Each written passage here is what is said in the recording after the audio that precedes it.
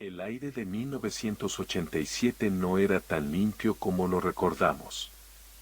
Estaba saturado de frecuencias invisibles, de señales de radio cruzando el cielo de Chicago y de miles de tubos de rayos catódicos que proyectaban una realidad controlada en cada sala de estar.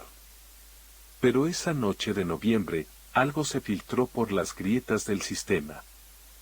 No fue un fallo técnico. Fue una invasión consciente. Una sombra que se burló de las corporaciones y del gobierno con una máscara de plástico y un fondo de metal corrugado que parecía girar al ritmo de una pesadilla mecánica. Imagina la escena con un detalle casi obsesivo. Es una noche de domingo rutinaria, el 22 de noviembre de 1987. El frío de Helena golpea los cristales con una insistencia casi personal, un viento gélido que silba entre los rascacielos. Las familias están cenando, los niños terminan sus tareas, y los adultos se preparan para la semana laboral. En 1987, la televisión no es solo entretenimiento, es el único cordón umbilical con el mundo exterior. No hay internet para verificar datos, no hay redes sociales para comentar en tiempo real, no hay teléfonos inteligentes. La señal que sale de las grandes antenas en la cima de los rascacielos es la verdad absoluta. Si la televisión lo decía, estaba ocurriendo. Hasta que esa verdad fue secuestrada por una frecuencia intrusa que nadie, ni siquiera los ingenieros más brillantes del país, pudo prever. Nadie estaba preparado para lo que ocurrió exactamente a las 9:14 de la noche en el canal 9 de la WGN-TV. El presentador deportivo Dan Roan estaba en medio de su segmento habitual, hablando de los Bears de Chicago, analizando jugadas con esa seguridad técnica que solo tienen los bustos parlantes de la época. Cuando de pronto, el siseo. Ese ruido blanco que hoy nos parece nostálgico pero que en ese momento sonó como una advertencia de que la realidad se estaba rompiendo, como el crujido de un cristal antes de estallar. La pantalla se llenó de una estática granulada, una lluvia de píxeles analógicos, y de la nada, una figura espasmódica apareció frente a los ojos de una ciudad entera. Era una persona con una máscara de Max Headroom, el personaje sintético que entonces representaba el futuro de la inteligencia artificial y la televisión digital. Pero esta versión no era el futuro, era algo ancestral, oscuro y profundamente humano en su intención de caos. La figura se balanceaba erráticamente de izquierda a derecha. No decía nada. No emitía sonidos humanos inteligibles. Solo se escuchaba un zumbido agudo, una nota discordante y persistente que parecía diseñada para alterar las ondas cerebrales de los espectadores, un tono de interferencia que penetraba el cráneo.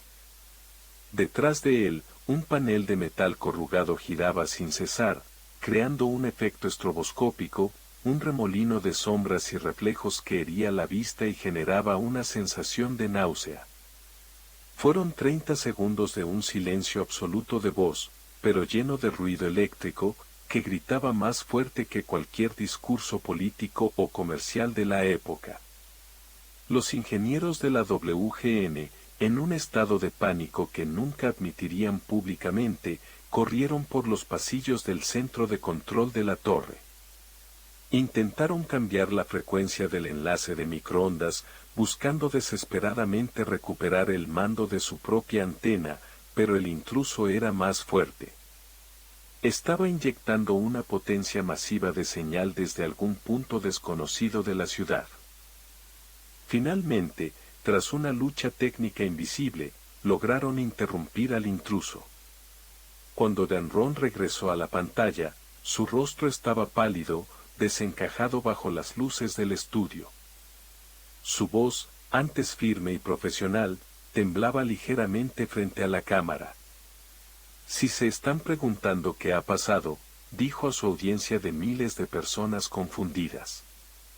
Yo también.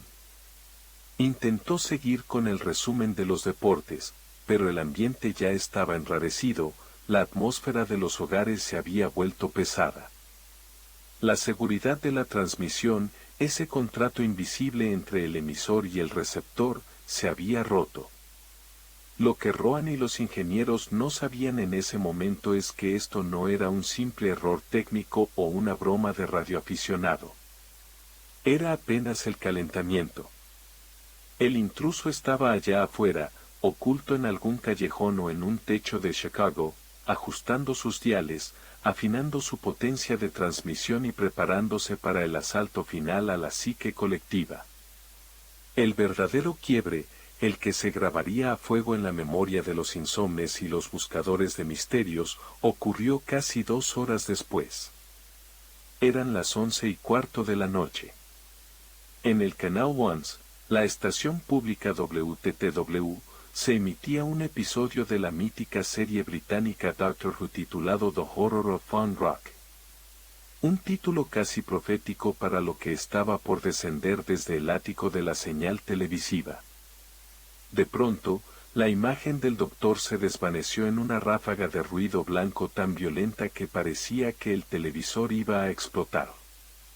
El intruso había vuelto, pero esta vez, traía voz. Una voz procesada, metálica, filtrada por moduladores de frecuencia que la hacían sonar como si proviniera de un sótano lleno de máquinas. «Ya está aquí el mejor nerd del mundo», gritaba la figura con la máscara inexpresiva, cuya mandíbula de plástico se movía de forma grotesca mientras el fondo corrugado giraba con una violencia visual que rozaba lo hipnótico. La voz no era humana, era una amalgama de distorsión y furia electrónica, una frecuencia que se burlaba de la sobriedad de la televisión pública. El hombre detrás de la máscara comenzó a cantar fragmentos de canciones infantiles deformadas, a insultar a figuras de la televisión local con un desprecio absoluto, llamando liberales a los directivos y riendo con una carcajada maníaca que se filtraba por los altavoces de los televisores de tubo. «Mis archivos de periódicos dicen que eres el más grande», exclamó, citando un eslogan publicitario mientras sostenía un guante de plástico negro, burlándose de la cultura de consumo y de la publicidad que todos aceptaban sin cuestionar en la década del exceso.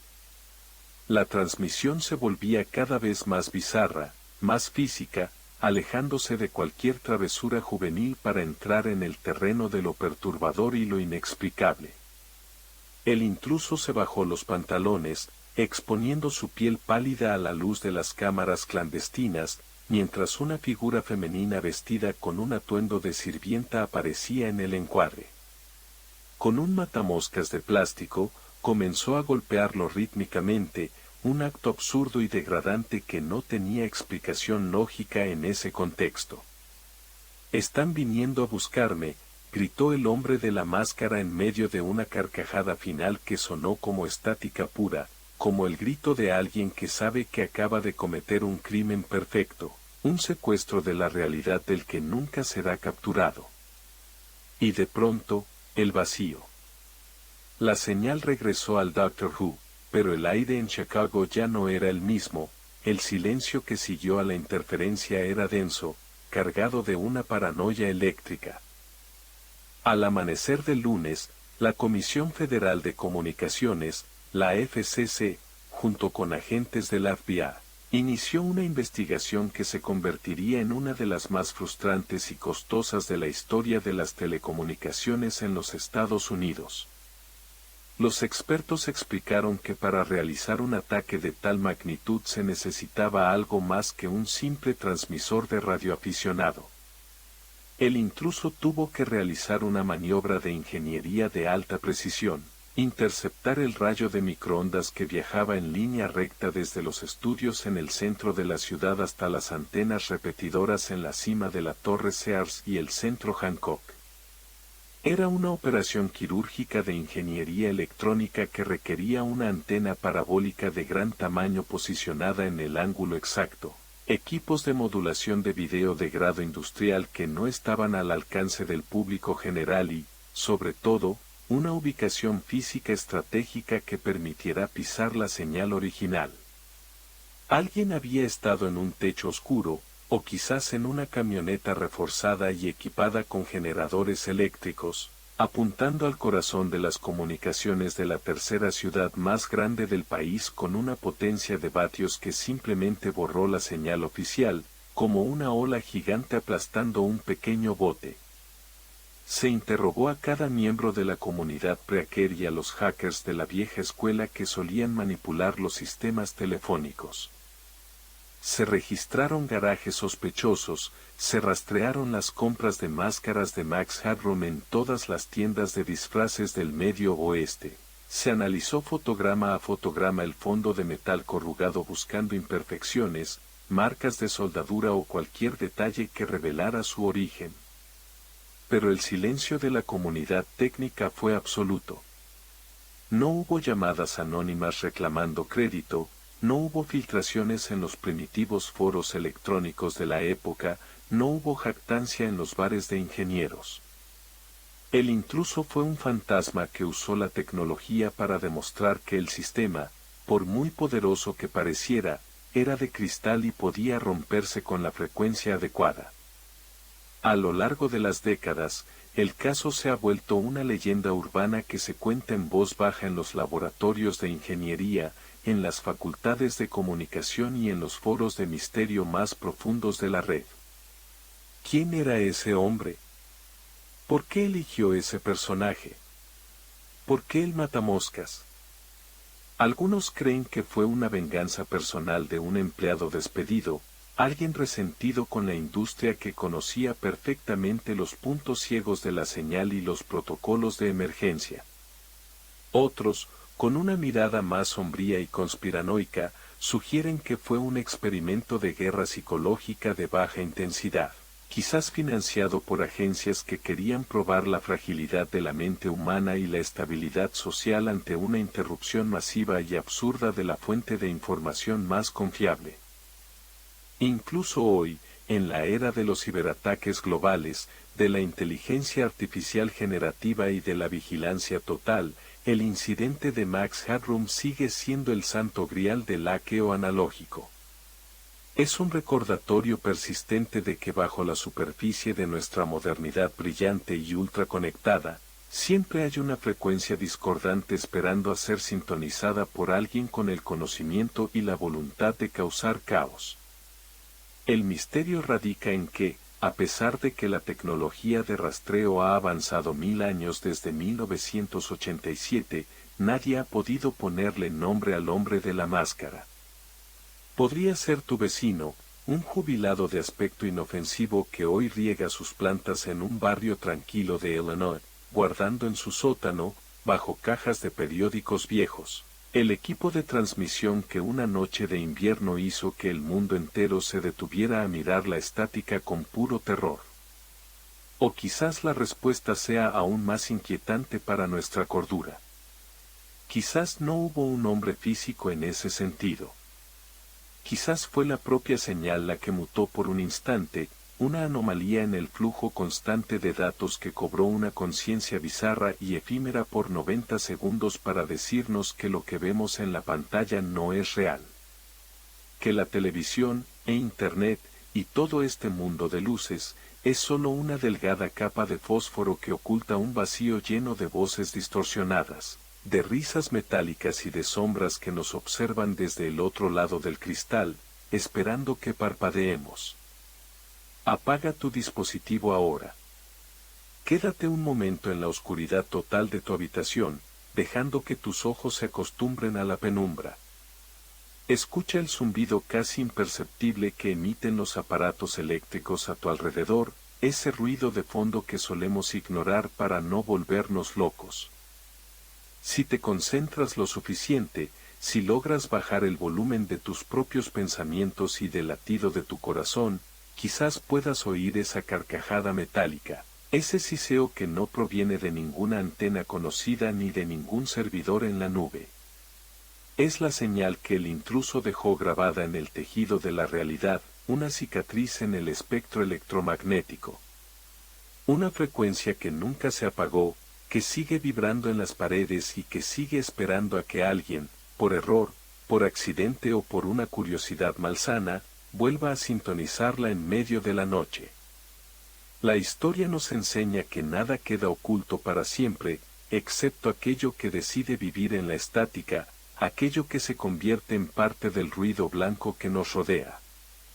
Este expediente sobre la noche en que la televisión perdió su alma y la ciudad de Chicago contempló el rostro del caos ha quedado registrado, procesado y ahora finalmente archivado. Pero ten cuidado al buscar en los canales vacíos de la madrugada, no te quedes mirando la estática demasiado tiempo. Porque algunas señales no quieren ser encontradas. Y otras, las más peligrosas, nunca se fueron de tu habitación. Soy la voz que te susurra desde el borde de lo invisible, el narrador de las sombras que habitan en los registros olvidados. Y este caso, como tantos otros que laten en la penumbra de nuestra historia tecnológica, ha quedado para siempre fuera de registro.